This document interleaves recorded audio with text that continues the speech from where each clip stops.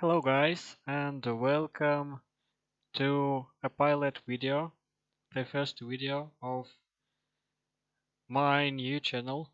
It is called Unsuccessful Organic Chemist, as I am an unsuccessful organic chemist. But so what will I do? I will try to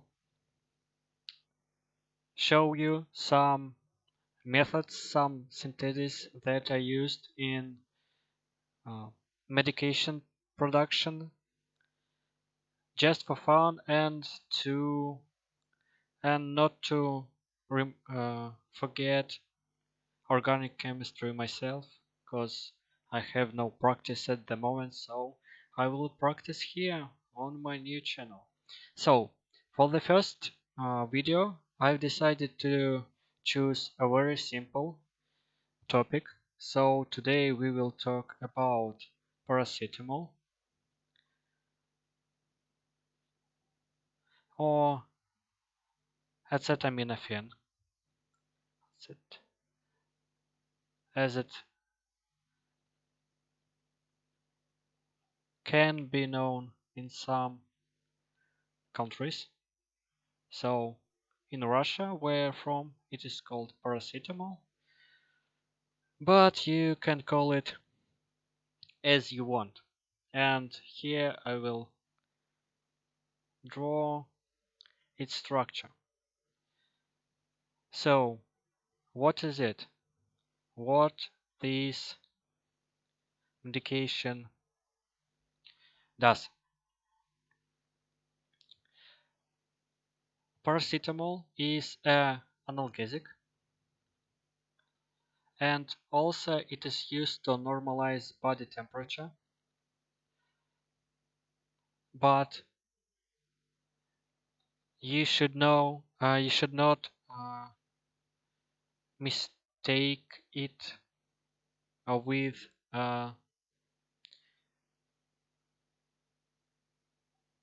non-steroidal anti-inflammatory drugs, because actually paracetamol has little to no anti-inflammatory effects, so it is only analgesic, and uh, it also reduces body temperature, but the mechanism doesn't involve any uh, anti-inflammatory effect. So what is interesting about this drug?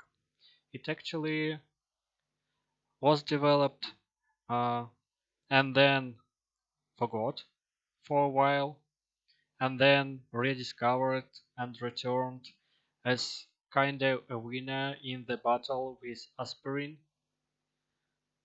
because it was proven that paracetamol is safer than aspirin. Was for some reason I wrote it as aspiris, not aspirin. Anyway, so as we will discuss in this video series how the drug are synthesized, let's dive into the synthetic road that leads to paracetamol nowadays. So it's very simple uh, synthesis, and it requires just few steps to get to paracetamol. You just need to start with phenol, uh, do do the nitration. Of course there will be two products, orta and para ones, but with the help of steam distillation you can isolate only para product. Then you need to reduce nitro group, and you will end up with para-aminophenol, which in the next step will be converted into our final product, into uh, acetaminophenol. Sorry, I forgot hydrogen atom here. Anyway, with the help of acetanhydride. So acetyl 2O. And let's dive into these reactions further and describe them in more details. So, the first one reaction is actually quite common and quite simple, and everyone who have ever learned organic chemistry knows the nitration reactions, which are proceed in uh, the environment that requires nitric acid and usually sulfuric acid. In this case, the temperatures should be kept low because, as you know, hydroxy group phenol is uh, highly activated towards electrophilic substitution reactions, and nitration reaction actually is an example of electrophilic substitution reactions. A substitution reaction. So, to avoid multiple substitutions, you need to keep temperatures low, and you will end up with two products, as I said uh, earlier, namely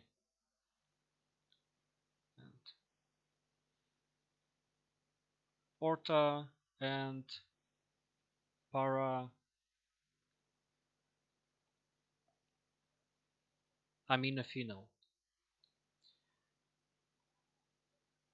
And also you will end up with some junk, because all of this stuff, you will end up with some not amino. Sorry guys. Nitrophenol. Shame on me. Of course, nitrophenols. And some junk, primary uh, D, maybe even 3 amino nitrophenols. So this is quite a simple reaction.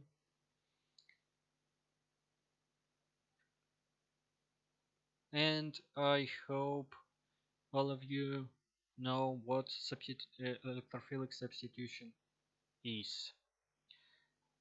The second reaction takes place after this guy is separated from this guy. This guy is go. This guy goes with steam, and this guy remains in the flask. Yeah. So after separation, the second step is actually to convert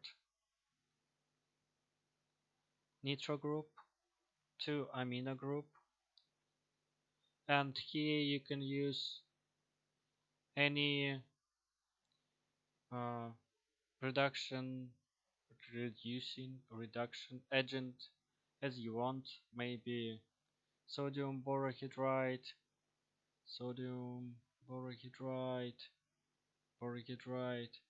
Oh, maybe uh, just thinking acid. Anyway, you will then end up with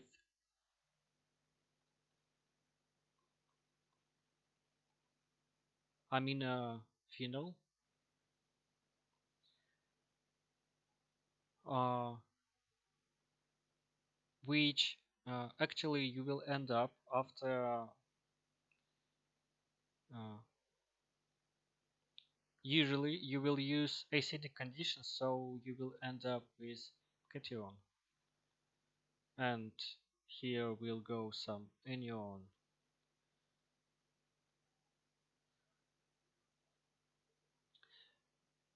and you will use some mild base to actually get aminophenol out of the mixture. And the third step will be esterification. No, no, no. How it is called in English? It is acetylation.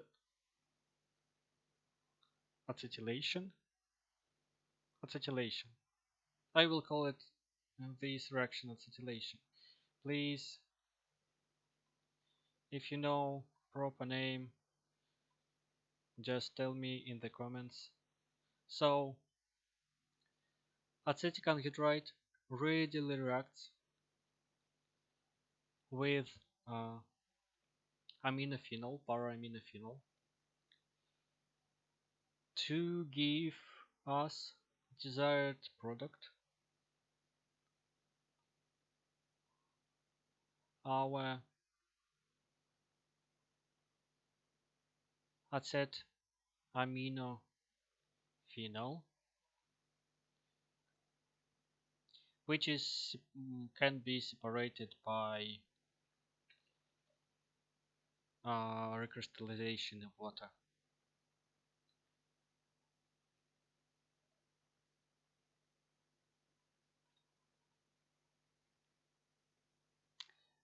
And a couple more words about paracetamol, about its toxicity. So, as you might know, paracetamol in large doses can be toxic to liver, and the reason for this actually is the formation of iminoquinone,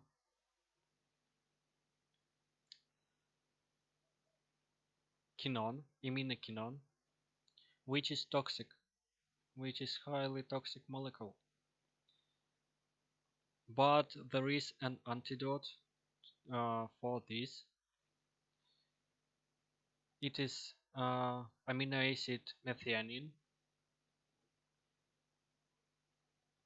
methionine maybe. Anyway, so if you want to buy really true and safe and good maybe paracetamol, buy one that contains methionine alongside it, because it will actually reduces your chances to get poisoned with paracetamol to uh, to nearly zero.